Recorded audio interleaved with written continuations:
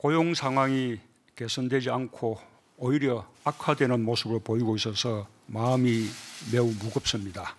정책에서 우리가 무엇보다 두려워해야 할 것은 난관보다 국민의 신뢰를 잃는 것입니다. 청와대와 정부의 경제팀 모두가 완벽한 팀워크로 어려운 고용 상황에 정부가 최선을 다한다는 믿음을 주고 결과에 직을 건다는 결의로 임해줄 것을 당부합니다. 자, 들으셨습니다. 문재인 대통령이 어제 수석 보좌관회의에서 고용위기 해소에 직을 걸어라 라고 얘기를 했습니다. 하지만 그것뿐만이 아니라 팀워크도 얘기를 했고, 그다음에 국민 신뢰를 잃으면 다 잃는 거다, 뭐 이런 식의 얘기를 했고, 최근에 이제 불협화음이 나온다는 얘기들이 많았잖아요. 그리고 실질적으로 지금 고용 문제가 대란이라는 얘기 들을 정도로 심각하고, 어떻게 보면 대통령으로서는 상당한 경고 사인 아니겠습니까?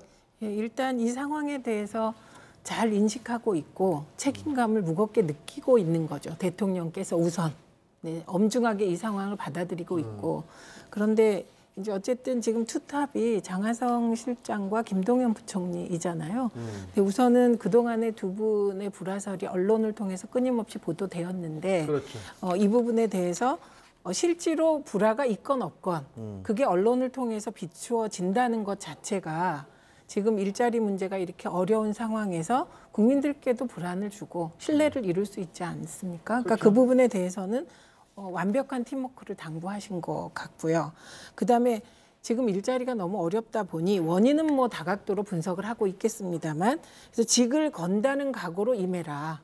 그 얘기는 만약에 잘 안 되면 당신 둘 다 떠나갈 생각해라, 이런 얘기 아니에요? 그렇죠. 왼쪽으로 해석하면 그렇고, 그건 이제 거꾸로 팀워크를 해서 잘 되면 뭐 잘 되도록 바라는 거고, 그렇죠. 그러니까 대통령의 워딩은 그냥 말 그대로신 것 같아요. 직을 건다는 각오로 열심히 일을 해달라, 뭐 그렇게 보고, 그다음에 일자리에 관한 한은 사실은 일자리 대통령을 표방하셨었잖아요. 그러니까요. 그런데 이제 일자리가 만족할 만하지 못하다, 그 노력이, 그러니까 결과가 만족할 만하지 않다는 게 아니라 노력이 부족했다, 이런 얘기를 덧붙이신 것이죠. 근데 저는 이 장면을 바라보는 바깥에 있는 많은 분들은, 자, 직을 걸라, 팀워크를 강화해달라, 국민 신뢰를 잃는 것을 두려워해라라고 말씀을 하시면서 소득주도 성장 기조를 그대로 유지한다라는 걸 천명을 하셨거든요. 그렇기 때문에 이제 밖에서 바라보는 시각은 대부분이 현재의 정책 기조를 수정할 수도 있는 필요성을 내비친 김동연 부총리보다 장하성 실장의 손을 들어준 것 아니냐. 결국은 그렇게 해석한다? 예, 몇 달 후에 있을 다시 한번 고용 통계치가 발표될 때 의미 있는 변화가 없다면 김동연 부총리가 책임을 좀 져야 되는 거 아니냐는 것으로 읽고 있는 분석들이 훨씬 더 많더라고요. 알겠습니다. 자, 이낙연 총리도 뭐 대통령이 저렇게까지 어떻게 보면 마음이 무겁습니다라고 얘기를 했지만 사실은 국민들한테 죄송합니다, 이런 얘기잖아요. 그렇게까지 얘기를 하다 보니까 대통령 입에서 저렇게 사과까지 나오게 만드니까 이낙연 총리도 모든 국무위원들이 자리를 걸고 고용위기를 해결하라, 이렇게 얘기를 했습니다.